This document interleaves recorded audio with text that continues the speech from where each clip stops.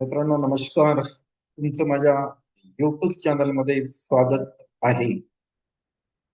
आजच्या आपल्या या व्हिडिओच्या माध्यमातून या अगोदर तुम्हाला सांगितल्याप्रमाणे आपण जे काही आरक्षण व कट ऑफ, आरक्षण आणि टॅटचा कट ऑफ काय राहणार आहे, म्हणजेच आपण प्रवर्गानुसार टॅटचा कट ऑफ पाहणार आहोत.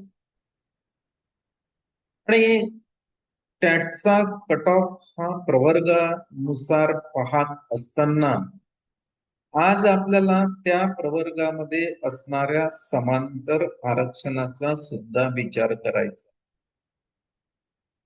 कारण काय तर बऱ्याचशा आपल्या महिला भगिनी आहेत, त्यांचे जे समांतर आरक्षण आहे त्याच्याविषयी बरेचसे कमेंटच्या माध्यमातून प्रश्न विचारत आहेत.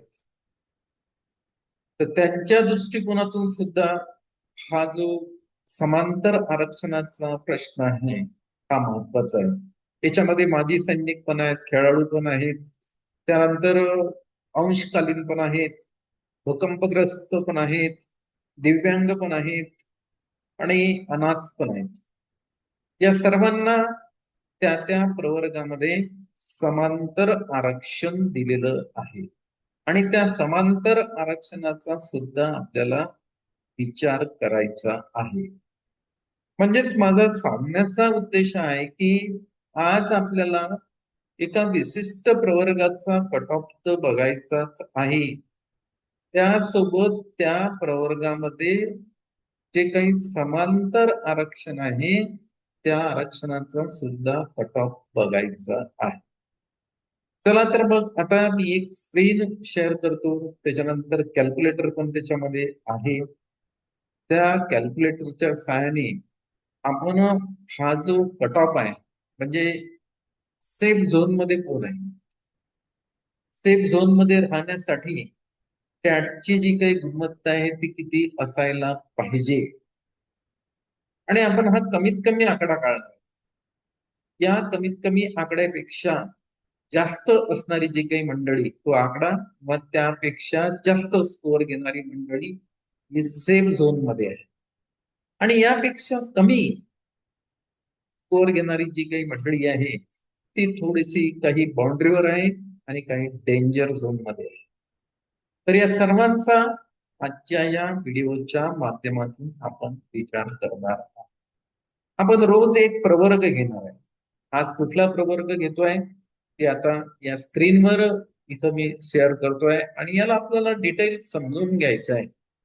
तत्पूर्वी माझी तुम्हाला एक विनंती राहील, हा व्हिडिओ जर तुम्हाला आवडला तर याला लाईक करा, भरपूर आपल्या शिक्षक उमेदवारांना शेअर करा आणि तुम्ही जर माझ्या युट्यूब चॅनलवर नवीन असाल तर मित्रहो या चॅनलला तुम्ही जरूर सबस्क्राईब करा, कारण आज मी पहिलाच प्रवर्ग घेतो. आपल्याला असे प्रत्येक प्रवर्गाचा या व्हिडिओच्या माध्यमातून विचार करायचा आहे. त्याच्यामध्ये ओपन आहे, एससी बीसी आहे, ओबीसी आहे, एससी आहे, एसटी आहे, बीजेपी आहे, त्याच्यानंतर एनटीबी आहे. हे सर्व प्रवर्ग याच्यामध्ये येतात. या प्रवर्गाचा विचार आज आपल्याला करायचा. पुन्हा मी तुम्हाला सांगितलं की जेव्हा मॅथमॅटिक्स येते तेव्हा ऍझम्पशन आपल्याला आवश्यक, आपल्याला काही गोष्टी गृहीत धराव्या लागतात.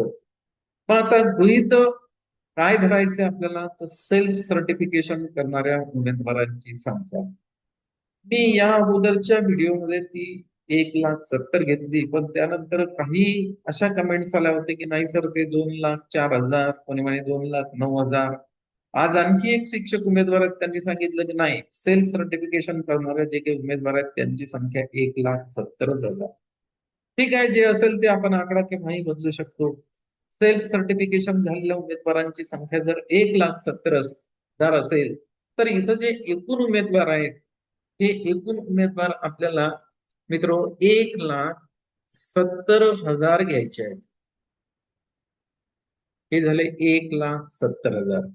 त्याच्यानंतर रिक्त जागांची संख्या, तर मी तुम्हाला या अगोदरच सांगितलं की आपण फक्त झेडपीचा विचार करतो. आणि झेडपी मध्ये ज्या काही जागा भरल्या जातात त्या मुलाखत न घेता भरल्या जातात. म्हणून ह्या ज्या जागा आहेत ह्या सर्व शिक्षक उमेदवारांच्या दृष्टिकोनातून फार महत्वाच्या आहेत. तर ह्या जागांची संख्या आपण या अगोदर सुद्धा 8,000 घेतली होती. आता पण आपण 8,000 जागा घेणार आहे. हे आपलं सर्व ऍझम्पशन आहे. त्याच्यानंतर आपण याचा जो मीन आहे तो आपल्याला 98 घ्यायचा आहे आणि एसडी आपण 12 घेणार आहे. हा अगोदरचा जो काही डेटा असते त्या डेटावरून आपण अंदाजे घेतोय हे लक्षात घ्या. जसा कसा निवडणुकीमध्ये पोल असतो ना तसा हा एक प्रकारचा एक एक्झिस्ट पोल. आजचा जो प्रवर्ग आहे, आता ह्या ज्या 8,000 जागा आहेत यांचं प्रवर्गानुसार इथं मी हे जे दिसते तुम्हाला याच्यावर वाटप केलेलं आहे. प्रवर्गानुसार 8,000 जागांचं जे वाटप आहे ते वाटप इथं केलेलं आहे. याच्यामध्ये ओपनच्या जागा 2,240 येतात. त्याच्यानंतर एससीबीसीच्या जागा 800 येतात. ओबीसीच्या 1,520 येतात. एससीच्या 1,040 येतात. एसटीच्या 560 येतात. बीजेए 240 येतात. एनटीबी 200 येतात. एनटीसी 280. एनटीडी 160. एससीबीसी 160 आणि पुन्हा ईडब्ल्यूएचच्या 800 जागा. आणि याचे जर तुम्ही टोटल मारलं तर ते टोटल मित्र 8,000च्या जवळपास असं हे आपण या जागांचं वाटप केलेलं आहे. एखादा दुसरा आकडा माझ्याच्याने चुकू शकते. कारण काय मित्र, जो प्रयत्न करतो तोच चुकतो. जो प्रयत्न करत नाही त्याच्याशी काही चुकीचा काही प्रश्नच निर्माण होत नाही. हे आपण लक्षात घ्यायला पाहिजे. त्यामुळे मी सुद्धा एक म्हणजे व्यक्तीच आहे. चूक मला लागू आहे. आणि आपल्या बीएड मध्ये आपल्याला एक मेथड सुद्धा होती, चुका आणि शिका पद्धत. जर आपण काही चुकलो तर आपले जे काही शिक्षक उमेदवार आहेत ते जरूर कमेंट्स मध्ये मला लिहितील आणि मी त्यांनी जे कमेंट्स मध्ये दिलेलं आहे ते पूर्णपणे मी आचरणात आणण्याचे प्रयत्न करेल. जर माझी चूक झाली तर तुम्हाला तो अधिकार आहे. कारण कसं आहे की तुम्ही सुद्धा एक आपण जे आहे या हे शिक्षक उमेदवार झाले हे सगळे बुद्धिजीवी प्राणी आहेत. कोणी 1 डिग्री घेतलेली आहे, कोणी 2 डिग्र्या घेतलेल्या आहेत, कोणी 3 डिग्र्या घेतलेल्या आहेत, कोणी डिप्लोमा घेतलेले आहेत. अशी सर्व ही मंडळी आहे. त्यामुळे बऱ्याचशा मंडळीचं जे लक्ष आहे ते चुकीकडे जास्त जात असते. तर काही हरकत नाही. जरूर काही जर माझी चूक झाली तर मी मोठ्या मनाने मान्य करायला तयार आहे. कारण तेवढं मोठं मन आपल्याला या शिक्षकी पेशामध्ये ठेवावंच लागतं. चला तर मग अगोदर आपण या जे आजचा जो आपल्याला हे घ्यायचा आहे प्रवर्ग, तो जो आहे तो व्हीजे ए घेतोय आपण. कोणता घेणार आहे आपण? व्हीजे ए. आता व्हीजे ए या 8,000 जागांचं जे वाटप आहे ते व्हीजे ए च्या वाट्याला 240 सीट आलेले आहेत. त्यांच्या रिझर्वेशन नुसार त्यांना 240 सीट मिळतात. मग आपण इथं काय केलं आहे तर बीजेएच्या 240 जागा घेणार आहे. आता त्या ज्या एकूण जागा आहेत ना या 8,000 नाही घेणार आता, कारण बीजेए हा प्रवर्ग घेतोय आपण. बीजेए प्रवर्गाच्या वाट्याला आलेल्या जागा आहेत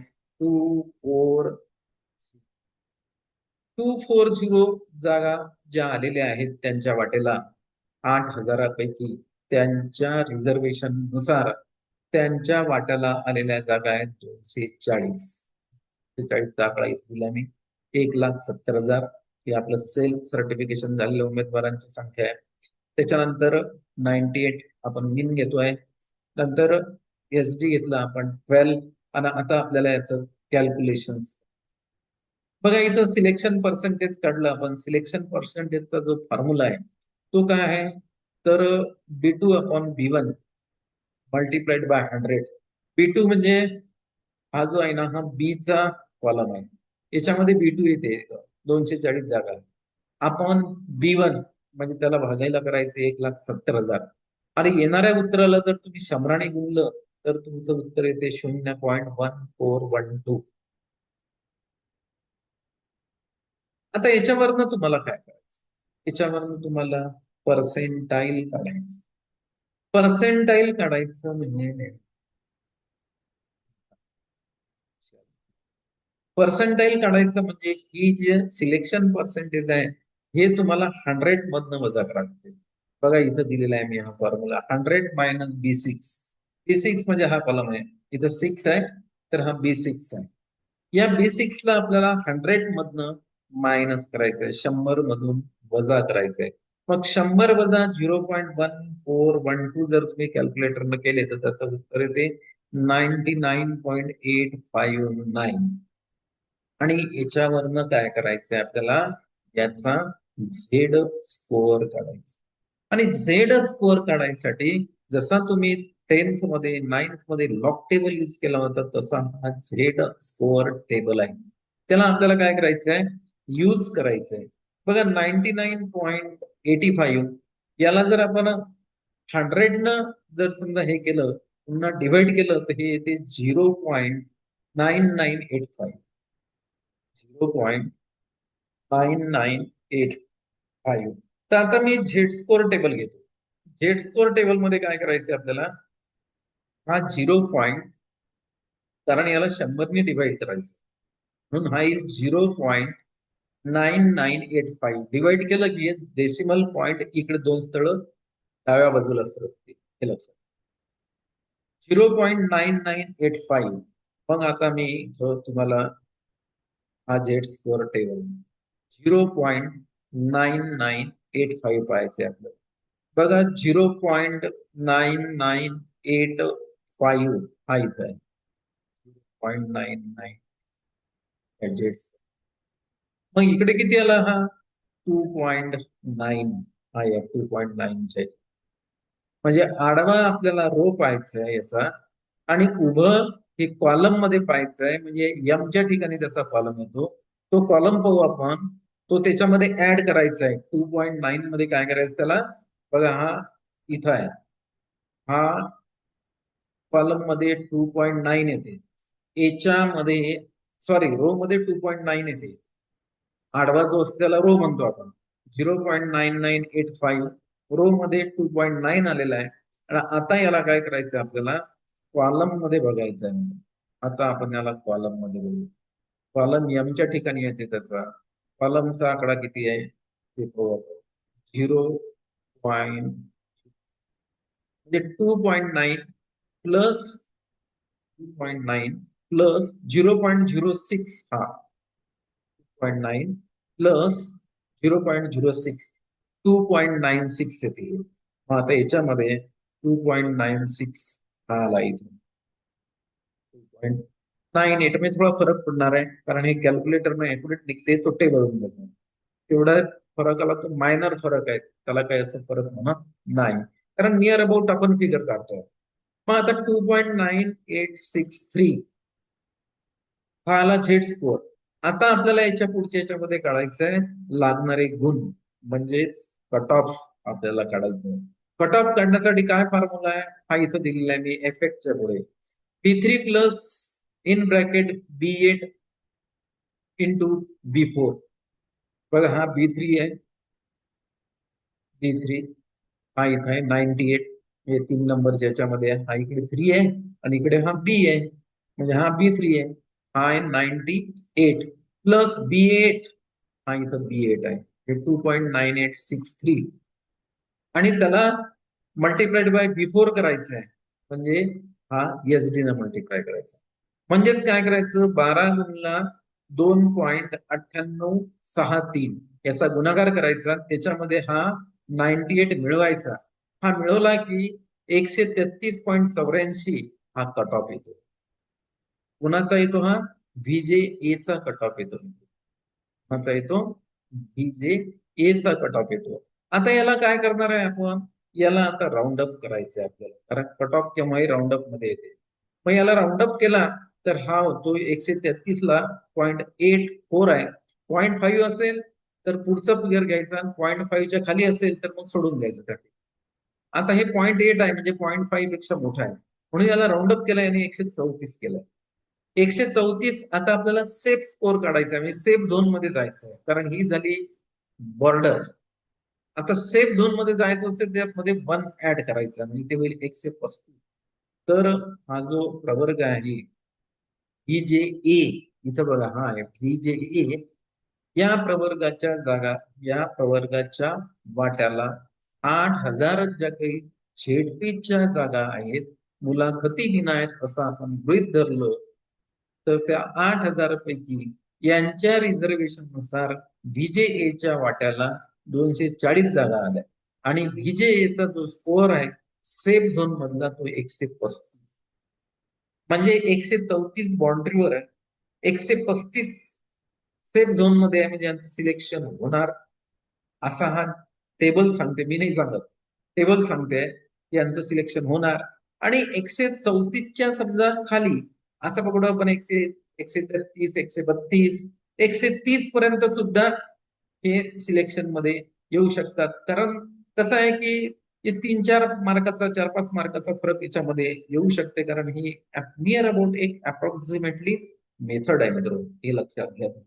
130 पासून समजा असं म्हणू आपण या VJAच्या कॅन्डिडेटचं सिलेक्शन विदाऊट इंटरव्ह्यू साठी ZP मध्ये होऊ शकतं. हा आपण झेड स्कोअर वरून काढलेला एक अंदाज आहे. शेवटी जे काय करेल ते पवित्र पोर्टल, हे आपण लक्षात घ्यायला पाहिजे. आपण सगळ्यांनी रोज एकदा पवित्र पोर्टलला व्हिजिट द्यायला पाहिजे आणि त्याच्यानुसारच चालायला पाहिजे. फक्त आपण हा एक अंदाज काढतोय की काय कट ऑफ राहणार, म्हणजे आपण कुठल्या झोन मध्ये आहोत, सेफ झोन मध्ये आहोत, बॉर्डरवर आहोत की आपण बॉर्डरच्या खाली, याचा आपण या ही जी मेथड आहे या मेथडच्या सहाय्याने आपण हे करतोय विचार. आता पुढं आपल्याला हे जायचं आहे, पुढं असं करायचंय आपल्याला की ह्या ज्या आता जागा आहेत ह्या समांतर आरक्षणानुसार आता काय होतं माहित आहे का, की ह्या 240 जागा आहेत की नाही, याच्यामधल्या जागा 30% ह्या महिलांसाठी आरक्षित केल्या जातात. म्हणजे VJAच्या वाट्याला ज्या काही जागा 240 आलेल्या आहेत त्या मी इथे टाईप करतो 2, 4 टाईप. आता मी याला एंटर मारतो, एंटर मारलं, इकडे बाय डिफॉल्ट सर्व कॅल्क्युलेशन झालं. महिला 30% यातल्या 72 जागा जातात. माजी सैनिकाचं आरक्षण 15% आहे, हे समांतर आरक्षण म्हणतो याला, यांना 36 जागा जातात. त्याच्यानंतर खेळाडूचं 5% आहे, यांना 12 जागा जातात. प्रकल्पग्रस्तांचं 5% आहे, यांना 12 जातात. दिव्यांगाचं 4% आहे, त्यांना 10 जागा जातात. त्याच्यानंतर हे जे आहे म्हणजे पदवीधर अंशकालीन यांना 24 जागा जातात. अनाथ असेल तर 1% आहे, त्यांना 2 जागा जातात. आणि हे जर भूकंपग्रस्त असेल तर त्यांना मित्र हो 5 जागा इथं जातात.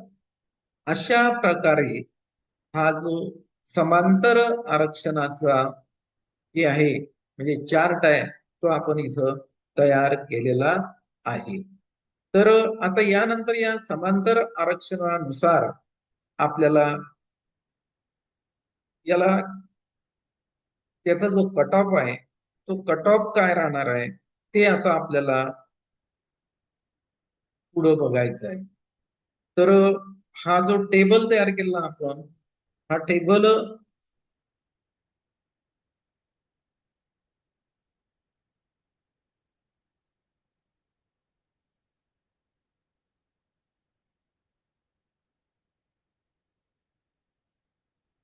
तो टेबल आपण तयार केलाय, तो टेबल आपल्याला इथं बघायचा आहे. हा टेबल आहे तो, हा टेबल.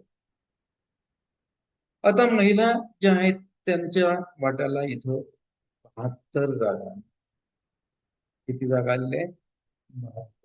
तर आता यांचा सुद्धा आपल्याला काय रँक आहे, तो रँक काय येणार आहे तो आपल्याला कॅल्क्युलेट करावा. आणि त्यासाठी तुम्हाला ही जी पद्धत आहे त्याच पद्धतीचा वापर करावा लागतो. तर बघा आता यांचा काय रँक येते ते आता आपण काढूया. तर इथं आता ज्या एकूण उमेदवार आहेत ते 240 आहेत. मग आता हे 240 पैकी जे काही रिझर्वेशन गेलंय ते म्हणजे 30% म्हणजे 72 जागा महिलांना आल्या. 72 जागा कोणाला आलेल्या महिलांसाठी आलेल्या आहेत. मग इथं एकूणची जी संख्या येईल आपली ती 240 येणार आहे आता. 240. त्याच्यापैकी इथं किती जागा गेल्या तर 72 जागा महिलांसाठी आलेल्या आहेत. मग आता यांचा जो हे आहे रँक आहे तो काय येणार आहे तो आता आपल्याला बघायचा आहे. पुन्हा मेथड तीच आहे, फॉर्म्युला तोच आहे. मी इथं तुम्हाला काढून दाखवलेला आहे. त्यांचा जो रँक आहे तो 106 येतो. तो 106 म्हणजे सेफ झोन मध्ये 106, बॉर्डरवर 105 आणि 105 पेक्षा जर कमी स्कोर असेल टॅटचा तर ते डेंजर झोन. अशा प्रकारे आपण या महिला आरक्षणाचं काढलेलं आहे. आपण 30% जे महिलांना आरक्षण दिलेलं आहे तसा आपण जो काही कट ऑफ आहे तो कट ऑफ इथं काढलेला आहे. पुनश्च एकदा सांगतोय मी, बघा या बीजेएच्या वाट्याला 240 जागा आलेल्या आहेत म्हणून मी इथं बीजेए एकूण जागा 240 घेतलेल्या आहेत. महिलांना 30% तर या 240 30% इथं काढलेलं आहे ते आलेलं आहे 72. म्हणजे असं साधं आपण इक्वेशन जर बघितलं तर त्या कॅल्क्युलेशन्स वरून तुम्हाला पर्सेंटेज हे काढता येते. मी इथं फॉर्म्युल्याने काढलेलं आहे. यांच्या वाट्याला 72 जागा आलेल्या आहेत. म्हणजे 100ला जर 30 असतील तर 240ला किती, मग 240 गुणला 30 भागेला 100 त्याचं उत्तर येते 72. हे आपण इथं 72. मग आता एकूण जागा किती झाल्या 240, ह्या इथं मी 200. त्याच्यानंतर यातलं रिझर्वेशन महिलांच्या वाट्याला किती आलं 72. पुन्हा हा 98च ठेवला आपण. नंतर एसडी 12च ठेवलेला आहे. बरोबर आहे. मग आता यांचा इथं सिलेक्शन चान्स काढलेला आहे. सिलेक्शन चान्स काढण्यासाठी आपण B2 बाय B1 इंटू 100 केलं ते येते 30. B2 तर सांगितलं मी तुम्हाला याच्या अगोदर. B2 काय तर हा सेकंड कॉलम बाय B1 म्हणजे 240, 72 भागीला 240 गुणिला करायचंय 100, त्याचं उत्तर 30. त्यानंतर याचं पर्सेंटाइज काढलं म्हणजे 100तून 30 वजा करायचे, हे 70 इथं आलेलं आहे. 70 आल्यानंतर याचा झेड स्कोअर काढायचा. याचा हा आला झेड स्कोअर 0.5244. हा याचा झेड स्कोअर आलेला आहे. त्याच्यानंतर याच्याहून याचे आपण जे हे आहेत ते जे गुण आहेत ते गुण काढलेले आहेत. ते येतात 104.29. मग याला राऊंडअप जर केला आपण तर हा होतो 105. राऊंडअप मध्ये याला केला आपण 105 आणि सेफ झोन मध्ये टाकायचं याला. मग एक त्याच्यामध्ये ऍड जर केला आपण तर ते 106. आता इथं झेड स्कोअर हा झेड टेबल, याच्या अगोदर मी तुम्हाला जसा झेड टेबल तिथं हे केला होता म्हणजे दाखवला तसं पाहायचंय. म्हणजे 5244 पाहावं लागेल आपल्याला. बघा मी पुन्हा एकदा दाखवतो तुम्हाला. 0.5244 कुठं आहे ते पाहावं लागेल आपल्याला. 0.5244 तो जर नसेल तर त्याच्या जवळचा घ्यायचा. बघा 5239 पाहावं लागेल. 5239 हा इथं. मग त्याच्यामध्ये हा ऍड करायचा 0.067 आणि त्याच्यावरून मग त्याचं आपल्याला कॅल्क्युलेशन करावं लागणार आहे. तर ते कॅल्क्युलेशन्स आपण इथं करून दिलेलं आहे. हे येते 104.29. हा पुन्हा बघा हा काढला आपण झेड स्कोअर. झेड स्कोअर वरून हा काढला 104.29. हा झेड स्कोअरून काढल्यानंतर याचा काढण्याचा जो फॉर्म्युला आहे हा आहे कोणता B3 त्याच्यानंतर प्लस B8 इंटू B4. हा B3 आहे. हा B3 प्लस हा आहे B8 0.5244. 0.5244 आणि 0.5244 हा याच्यामध्ये आपण काय केलं इथं टाकले आणि त्याला बिफोर द मल्टिप्लाय केलं म्हणजे SD न मल्टिप्लाय केली तर त्यांचा हा जो सेफ स्कोर आलेला आहे तो 106 आलेला आहे. आता पुढला आणखी काढून दाखवतो मी एक दोन तुम्हाला, त्यानंतर तुम्हाला सुद्धा हे काढता येते. पुढे पाहू आपण आता. आता माजी सैनिक घेऊ, माजी सैनिकांना 15%. मग इथं फक्त हा आकडा बदलायचा, याला 36 करायचं आहे आपल्याला. इथं करू आपण याला 36 आकडा गेला. कारण 240 पैकी 36 जागा या माजी सैनिकांना जातात समांतर आरक्षणामध्ये. त्यानंतर याचं कॅल्क्युलेशन आपण जर केलं तर जागा कमी झाल्या त्यामुळे स्कोअर वाढणार आहे. 111 बॉर्डरवर राहणार आहे आणि याच्यामध्ये एक मिळवला तर 112 म्हणजे सेफ झोन मध्ये गेलेला आहे आणि 110 पासून डेंजर झोन मध्ये जातो. तर हा झाला माजी सैनिकांचा कट ऑफ 112 सेफ झोन, 111 बॉर्डरवर आणि 110 पासून माग 109 108 डेंजर झोन. असं काढलं आपण माजी सैनिकांचं. आणखी काढून घेऊ आपण. त्याच्यानंतर खेळाडूंना 5% आहे, याच्या वाटेला किती जागा येतात? 12 जागा येतात. इथे मी 12 जागांचा उल्लेख करतो. खेळाडू यांना 5% म्हणजे 240 पैकी 12 जागा येतात त्यांना, 5% आपण. आता याला आपण कॅल्क्युलेट करू. कॅल्क्युलेट केल्यानंतर पुन्हा झेड स्कोर टेबल आपण यूज केला तर यांचं बॉर्डरवरचा जो कट ऑफ आहे तो 118 बॉर्डरवर आहे, 119 सेफ झोन मध्ये आहे आणि 118 पेक्षा खाली जे काही आहेत 117 116 115 हे सगळे डेंजर झोन. पण याच्यामध्ये 3-4 मार्काचा एरर असतो, त्यामुळे त्याचे सिलेक्शनचे चान्स आहेत 70-80% चान्स. पुढचा घेऊ आपण आणखी काढूया समांतर आरक्षण. आपण खेळाडू काढलं, माजी सैनिक काढलेला आहे. आता प्रकल्पग्रस्त काढू. 12% आहे आपलं, सॉरी 5% आहे, त्यांच्या वाट्याला 12 जागा आलेल्या म्हणजे एवढंच येते. दिव्यांग यांच्या वाट्याला 4% आहे, ते यांच्या वाट्याला 10 जागा येतात. तर इथं आपण 10 जागा टाकू. 10 जागा टाकल्यानंतर याचं आपल्याला कॅल्क्युलेशन करायचं आहे. कॅल्क्युलेशन केल्यानंतर झेड स्कोअरचा यूज केल्यानंतर यांचा जो बॉर्डरचा कट ऑफ आहे तो 119 आहे, सेफ झोन मध्ये 120 आहे आणि 118 117 हे थोडस म्हणजे यांचे आहे सिलेक्शनचे चान्सेस, पण हे डेंजर. तर हे झालं प्रकल्पग्रस्तांचं. त्याच्यानंतर पुढे पदवीधर अंशकालीन 10% आहे म्हणजे यांच्या वाट्याला 24 जागा येतात म्हणून इथं आपण 24 घेऊ. बघा आपण कोणता प्रवर्ग पाहतोय आज? VJA च समांतर आरक्षणासहित पाहतोय. लक्षात घ्या, इथं दिलेलं आहे मी VJA, अजून प्रवर्ग बदलला नाही.